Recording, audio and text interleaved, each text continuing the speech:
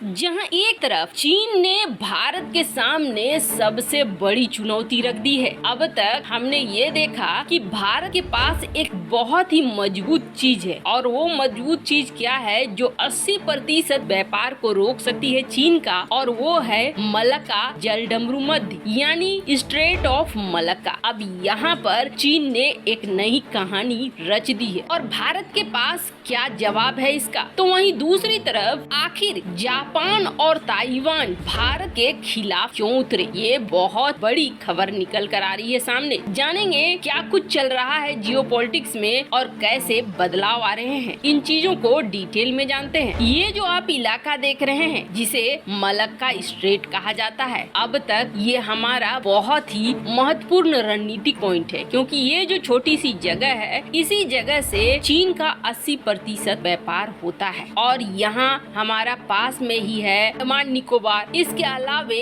हम यहाँ पे बहुत ज्यादा एक्टिव हैं, तो वहीं पास में ही है चीन के बाकी सारे ऐसे देश जो चीन के साथ दुश्मनी रखने वाले या अच्छे संबंध नहीं रखने वाले देश जो इसके आसपास ही पड़ते हैं। अब ऐसे में भारत लगातार इन देशों के साथ भी संपर्क में है कि अगर भविष्य में चीन कभी भी हिंद महासागर में या इस इलाके में कुछ समस्या खड़ी करता है भारत के लिए, तो भारत जवाब दे पाए। ये भारत की रणनीतिक तैयारियां हैं। अभी तक ऐसा है कि हिंद महासागर में चीन को अगर पहुंचना है तो चीन को इस रास्ते का इस्तेमाल करना पड़ेगा, जो रास्ता सिंगापुर, मलेशिया और इंडोनेशिया के बीच में स्थित है, यानी ये स्ट्रेट ऑफ मलक्का। और इसी के जरिए चीन का व्यापारिक जहाज, युद्धपोत हो या पनडुब्बियां हो, सब हिंद महासागर में पहुंचते हैं इसी के जरिए। अब ऐसे में भारत के लिए बेहद आसान था कि हिंद महासागर में चीन कब घुसता है, कैसे निकलता है, उसका पूरा ब्यौरा रख सकता था। लेकिन ऐसा नहीं है कि चीन हाथ पर हाथ धरे बैठा है और अपने इस सबसे बड़ी कमजोरी का इलाज नहीं ढूंढ रहा है। चीन ने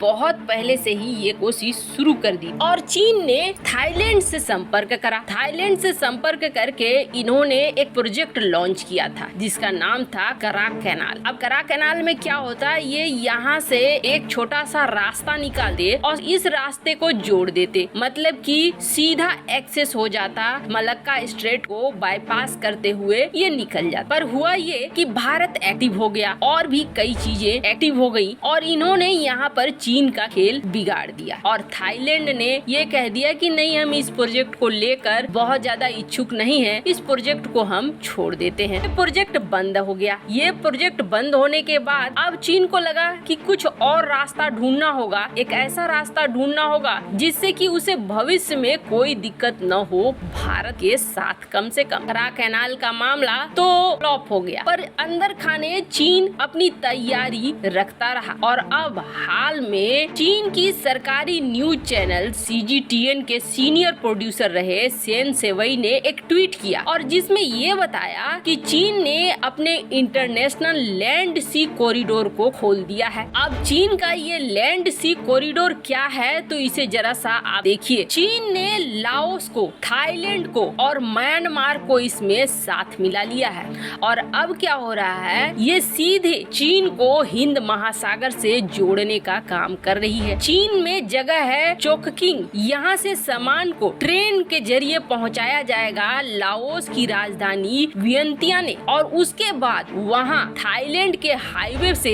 इसे पहुँचाया जाएगा यंगून, वो म्यांमार में है और इस सफर में 10 से 14 दिन का समय लगेगा। तो बता दें, कुछ दिन पहले ही चीन ने लाओस तक रेल लाइन का उद्घाटन किया था और थाईलैंड के साथ भी चीन के संबंध मजबूत है। इस बार ये सारी चीजें हुई अंदर अंदर, जिस पर दबाव नहीं बना पाया भारत भी और न ही अंतर्राष्ट्रीय जगत का कोई एलिमेंट। अब क्या हुआ, अब हिंद महासागर से सीधे सीधे जुड़ गया चीन, यानी मलक्का स्ट्रेट भविष्य में बंद होता है तो चीन इस्तेमाल करेगा इस रास्ते को। अब हिंद महासागर में बंगाल की खाड़ी तक अगर पहुंच बना देता है चीन, तो भारत के लिए बड़ी चुनौती आ जाती है। भारत की यहाँ एकमात्र ट्राई सर्विस थिएटर कमांड है जो अंडमान निकोबार में है और इसी इलाके में पड़ता है। वहीं ईस्टर्न नेवल कमांड का मुख्यालय विशाखापत्तनम भी बंगाल की खाड़ी से सटा हुआ है। इस रास्ते से चीन की पहुंच हिंद महासागर के इलाके में और ज्यादा मजबूत हो जाएगी और ऐसे में चीन की उपस्थिति से भारत भारत को सीधा सीधा खतरा है। खैर अब ये देखना होगा कि भारत कैसे इनकी इस चुनौती से निपटता है। तो वहीं दूसरी तरफ भारत को एक बड़ा झटका लगा है ताइवान और जापान की तरफ से, क्योंकि ये बिल्कुल भी उम्मीद नहीं था ताइवान और जापान भारत के खिलाफ कभी एक साथ आ सकते हैं। आपको बता दें ये दोनों ही वो प्रमुख देश हैं जो हाल के दिनों में भारत में बहुत बड़ा निवेश कर रहे हैं। जापान ने जहां 42 बिलियन डॉलर के निवेश की घोषणा कर दी है, जापान के पीएम भारत भी आए और भारत आने के बाद उन्होंने इस निवेश की घोषणा की, तो वहीं दूसरी तरफ ताइवान भी सेमीकंडक्टर के क्षेत्र में और भी कई क्षेत्र में भारत के साथ मिलकर काम कर रहा है। हाल ही में सेमीकंडक्टर के क्षेत्र में ताइवान भारत मिलकर कई कंपनियों की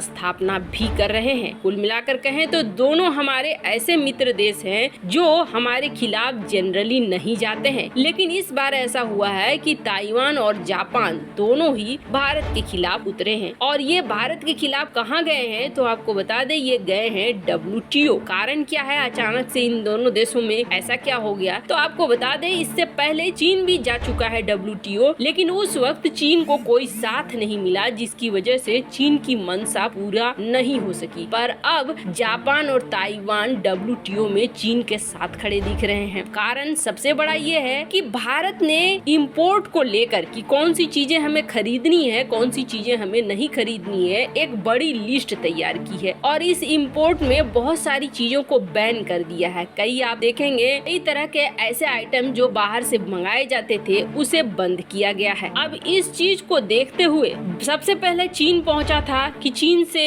बहुत सारी चीजें जो आयात करता था भारत, वो अपनी पॉलिसी को इतना टाइट कर रहा है जो गलत है, जो व्यापार के लिए एक सही पद्धति नहीं है, उसका भी इस्तेमाल कर रहा है, इसलिए भारत के खिलाफ एक्शन लो। लेकिन WTO में उस वक्त चीन की कुछ नहीं सुनी गई और वो मामला दब गया। लेकिन अब जापान और ताइवान भी इस चीज को लेकर जा रहे हैं कि जो लिस्ट निकाल दिया है भारत ने, बैन कर दिया है, उसका असर व्यापार पर पड़ रहा है और व्यापार के लिए ये बिल्कुल सही नहीं है। भारत ने जैसे एयर कंडीशनर के खरीद पर पूरी तरीके से बैन लगा दिया था। गर्मियों के दिन आ रहे हैं और भर भर कर कबाड़ आ जाता है भारतीय मार्केट में। कुछ ही फॉरेन इन्वेस्टर ऐसे हैं जिनको AC भारत में बेचने का लाइसेंस दिया गया था। इससे हुआ ये कि जापान और ताइवान जो एक्सपोर्ट करते थे भारत को, उसमें बहुत बड़ी गिरावट देखने को मिली। आपको बता दें भारत घरेलू उत्पाद को बचाने के लिए टायर के इंपोर्ट पर भी कई तरह के प्रतिबंध लगा रहा था, जिसकी वजह से ये दोनों देश अब WTO में पहुंच चुके हैं। वैसे आपको क्या लगता है भारत जो अपनी नीतियों को कड़ा कर रहा है, क्या ये सही है या नहीं? कमेंट कर अपनी राय जरूर बताएं। जल्द मिलते हैं अगले वीडियो में नई खबर के साथ।